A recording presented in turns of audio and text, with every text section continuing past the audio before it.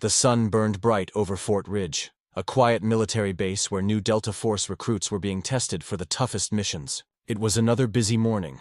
Soldiers marched, shouted commands filled the air, and the smell of engine oil mixed with dust. Everything moved with perfect order, until an old pickup truck slowly rolled through the front gate. Before we drive into the video, please subscribe our channel. No one recognized it. The vehicle looked ancient, covered in scratches and faded paint. When the engine stopped, an old man stepped out. He wore a flannel shirt, a flat cap, and boots that had seen better days. His back was slightly bent, but there was something sharp in his eyes, something that didn't match his age. Private Cole, standing at the checkpoint, frowned. "Sir, this area is restricted," he said firmly. The old man gave a small nod. "I'm looking for General Harris," he replied calmly. His voice was steady, deep, the kind that made people listen. Cole raised an eyebrow. "The general? Do you have an appointment?" "No," the old man said, "but he'll remember me." Cole sighed. Another veteran story, he thought. Lately, many old soldiers showed up, telling tales about wars, medals, or lost units. Most of them were harmless. But the young Delta recruits standing nearby began to whisper and laugh. "Look at him," one said. "He probably thinks he fought aliens in Vietnam." Another chuckled. "Maybe he wants to join Delta Force." Their laughter carried across the yard. The old man ignored it, his eyes focused on the training field. The recruits were lifting tires, climbing ropes, and shouting in rhythm. It reminded him of another time, years ago, when he trained young men the same way. Sergeant Davis, tall and muscular, walked over with a smirk. "Sir," he said loudly, "this is a high-security base. You can't just walk in asking for the general." The old man didn't flinch. "I served under him," he said quietly. Davis crossed his arms. "You and half the country, old-timer. What's your name?" The old man hesitated for a second. "Captain William Reed," he said. That name made a few soldiers look up. Some had heard it, a name whispered in old training manuals and stories told by older veterans. But most of the younger soldiers didn't recognize it. "Captain, huh?" Davis grinned. "Well, Captain, why don't you wait over there? We'll see if the general wants to see his long-lost friend." As Davis turned away, he noticed a faded tattoo on Reed's forearm, a black star inside a circle. It looked old, worn by time. Davis raised an eyebrow. "Nice tattoo," he said mockingly. "Let me guess, secret special ops symbol?" Reed's lips curved into a small smile. "Something like that," he replied. The younger soldiers laughed again. One of them even took a picture with his phone. "Look at this, guys. Grandpa thinks he's Delta." But then, something unexpected happened. Reed slowly rolled up his sleeve, revealing the full tattoo. Around the star was an old unit number, 13X. The air suddenly grew quiet. Sergeant Davis stared. "Where did you get that?" he asked. "Same place you're standing," Reed answered softly. "But a long time ago." Before Davis could respond, the sound of boots echoed across the yard. The crowd of soldiers straightened as General Harris stepped out of the command building.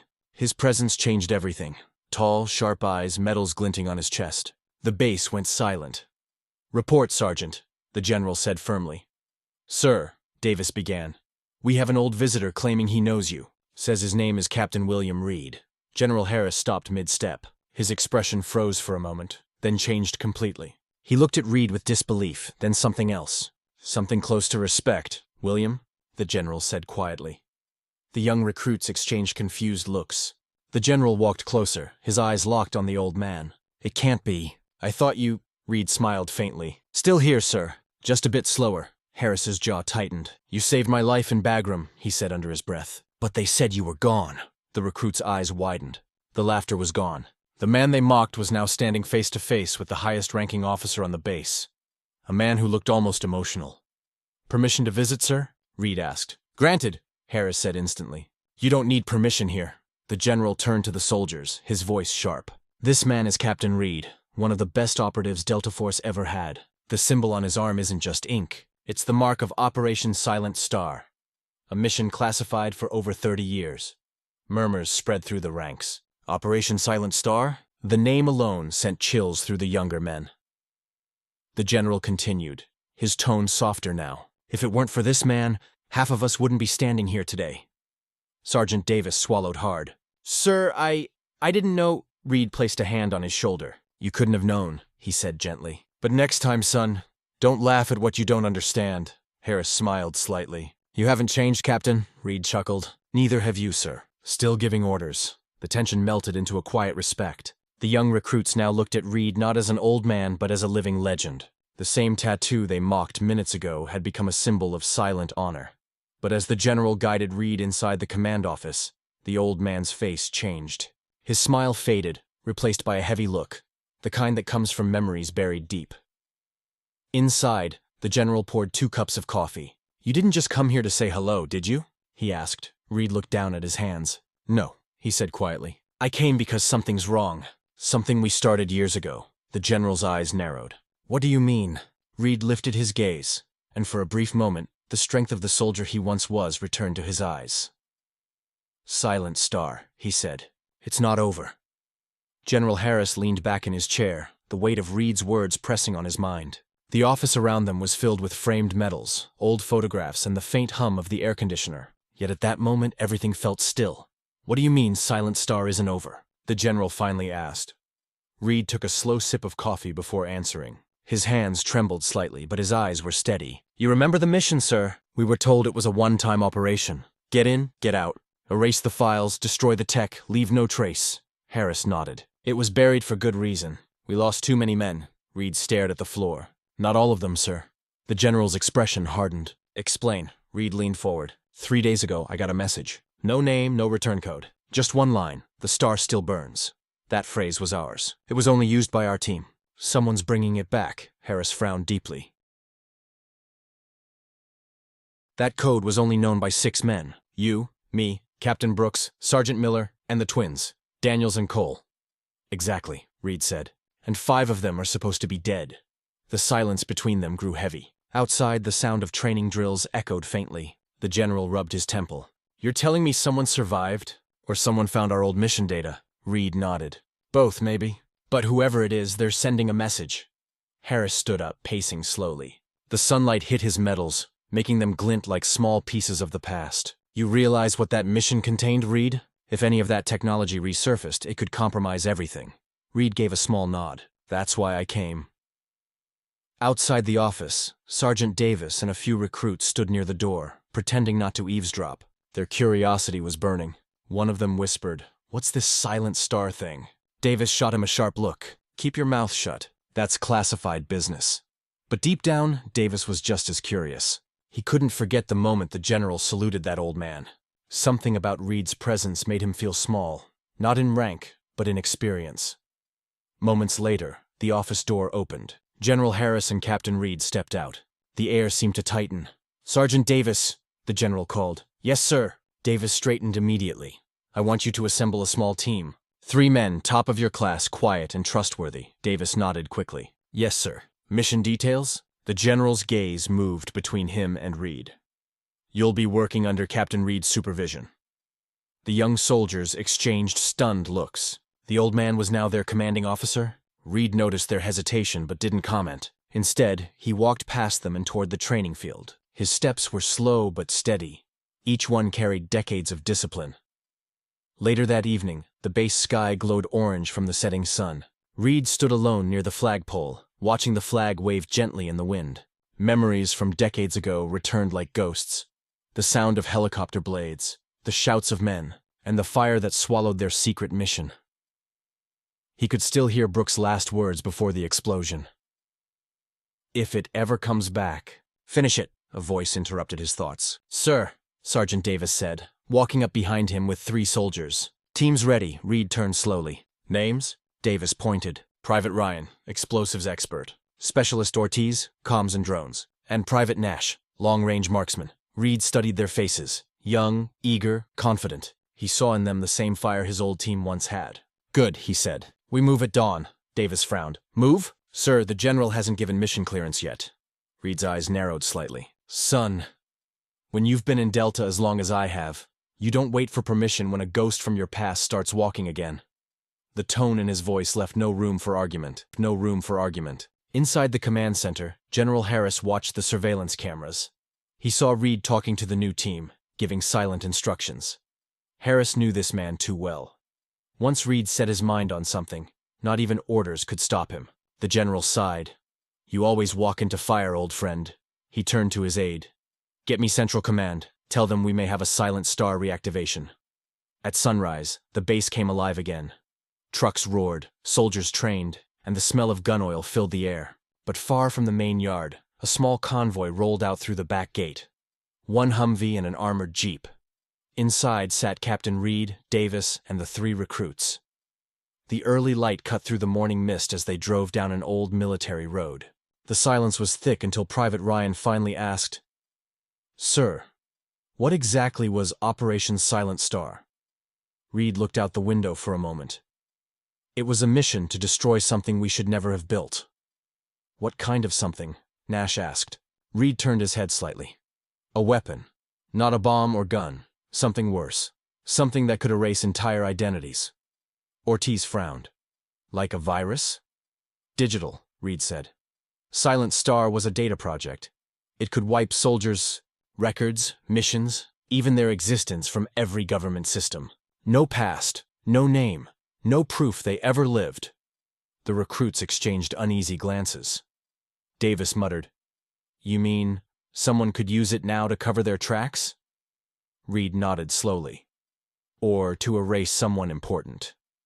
The Humvee rolled to a stop near an old bunker hidden in the woods. The building was half buried, covered with vines and rusted steel doors. Reed climbed out, brushing the dust off his coat. "This is where Silent Star was born," he said quietly. The young soldiers looked around in awe. The bunker seemed abandoned, but something about it felt alive, as if the walls themselves were holding secrets. Reed approached the door keypad, tapping it gently with his finger. "Still here," he whispered. "After all these years." The keypad flickered faintly, a weak red light.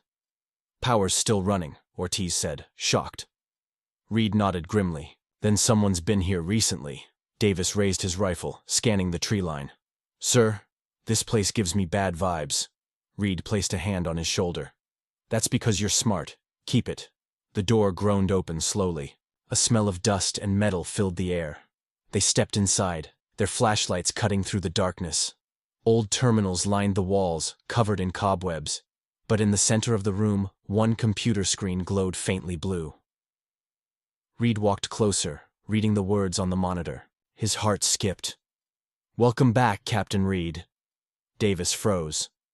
"Sir, how does it know your name?" Reed stared at the screen, his face pale. "Because someone was expecting me." The room was silent except for the soft hum of the old computer. The faint blue glow flickered on the walls like ghostly light. The words on the screen didn't move. "Welcome back, Captain Reed." Sergeant Davis slowly lowered his weapon, his finger still on the trigger.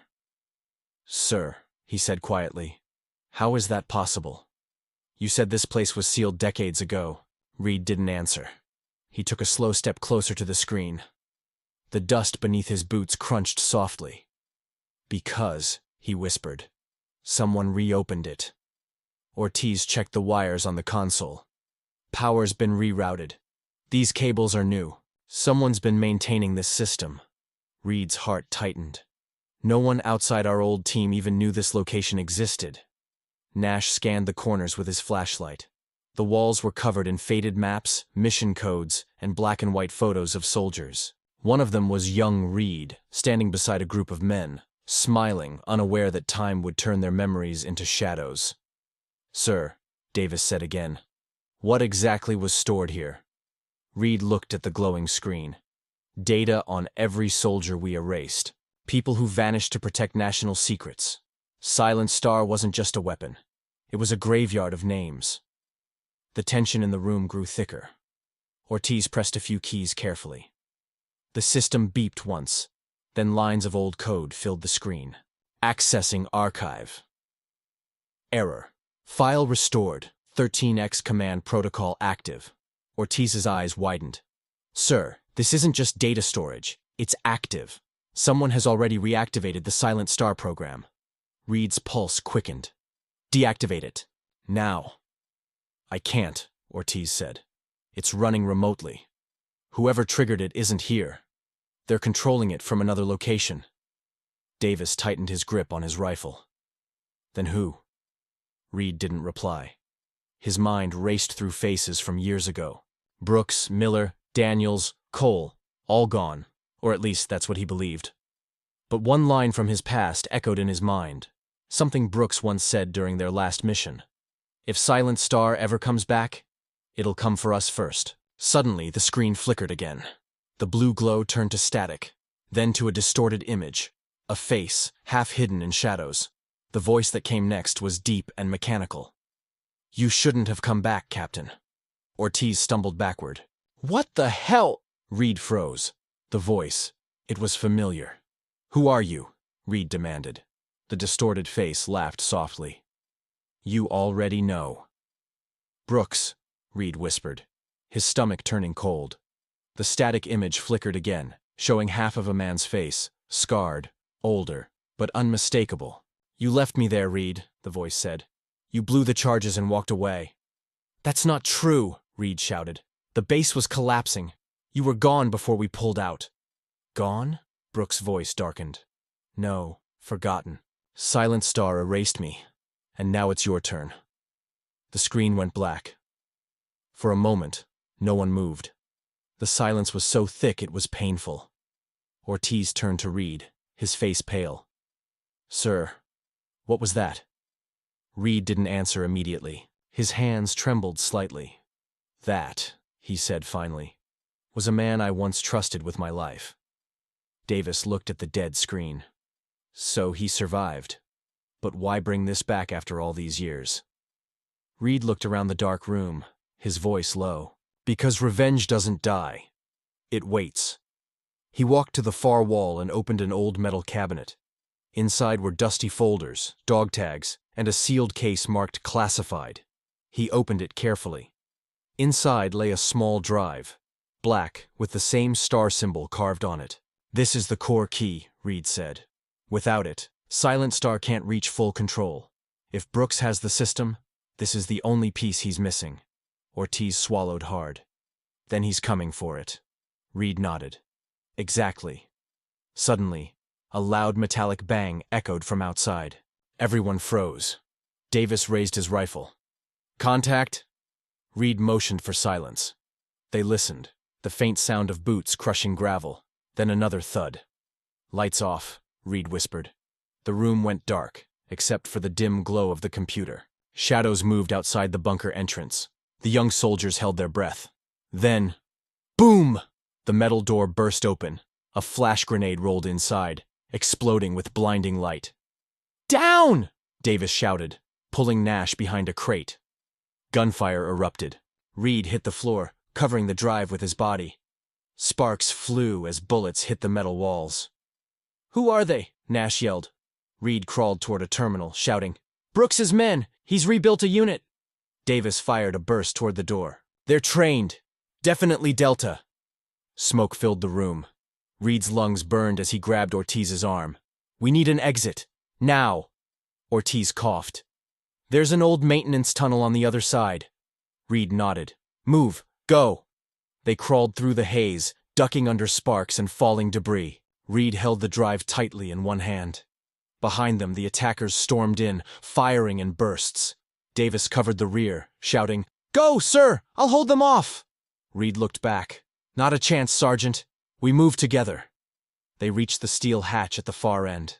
Ortiz forced it open with a wrench, revealing a narrow tunnel leading into darkness. "Move," Reed ordered. One by one, they slid inside. Gunfire echoed behind them. The sound of ricocheting bullets followed until the hatch slammed shut. The tunnel was dark and wet, lit only by the flickering flashlights on their rifles. The echo of their footsteps mixed with the distant sound of gunfire above.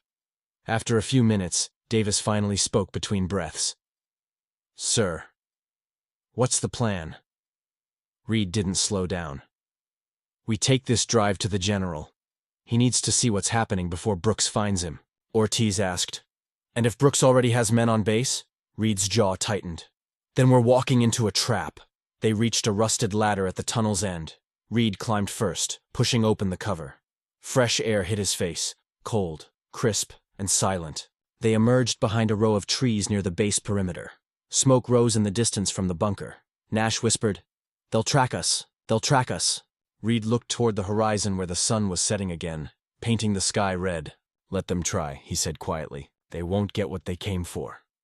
He pulled out the black drive, staring at the star symbol. In its reflection, he saw the faces of his old team, men who once trusted him, men who were gone because of Silent Star. Davis looked at him. "Sir, you okay?" Reed nodded slowly.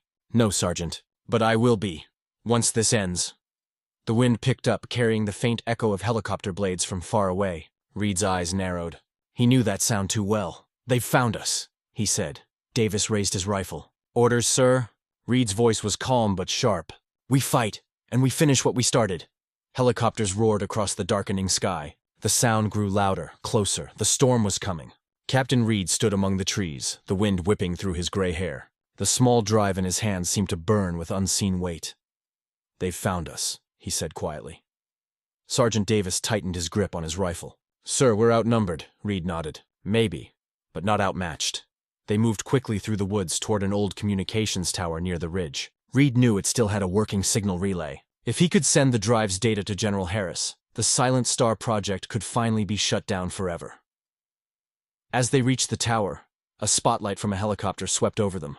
Bullets tore through the trees. The team dove behind cover, mud splashing beneath them. "Return fire!" Davis shouted. Nash fired bursts at the chopper. Ortiz scrambled toward the tower, connecting his tablet to the signal port. "I need 2 minutes," he yelled. Reed took a deep breath. The years seemed to fade away. The old soldier inside him woke once again. He rose, firing with steady precision, every shot measured. The helicopter tilted away, smoke trailing from its side. But from the tree line, enemy soldiers appeared. Brooks's men. They moved like shadows, surrounding them fast. Brooks's voice echoed through a loudspeaker. "End of the road, Captain." Reed's jaw tightened. "You still sound the same, Brooks. Too loud." Brooks stepped out of the darkness, his face lit by the flickering helicopter light. The years had turned him into something cold, mechanical. "You left me to die," he said. "Now you'll understand what that feels like." Reed stared at him, calm. "You chose this path. Not me." Brooks raised his gun. "You erased me from the world. It's only fair I erase you." A single shot rang out, but it wasn't Brooks's. Davis had fired first. Brooks fell back, the weapon dropping from his hand. The other men froze, uncertain. "Sir, the upload's complete," Ortiz shouted. Reed turned to him. "Send it to the general, all of it." Ortiz hit the final key. The tower lights blinked rapidly, then turned green.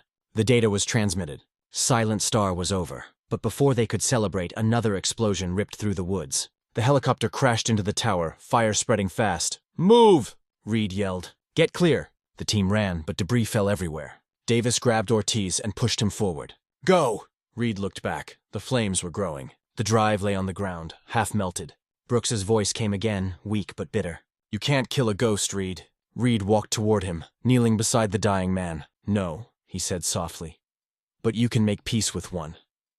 Brooks's eyes flickered once before closing forever.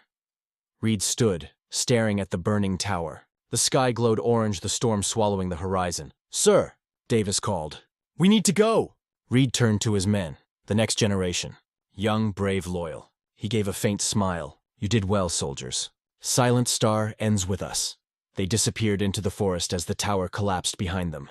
At sunrise, back at Fort Ridge, General Harris watched the transmission logs. His eyes filled with quiet respect. "Rest easy, Captain," he whispered. "Mission accomplished." The flag fluttered gently in the morning breeze. Another untold story of honor, sacrifice, and the silent heroes who never asked to be remembered, but were impossible to forget.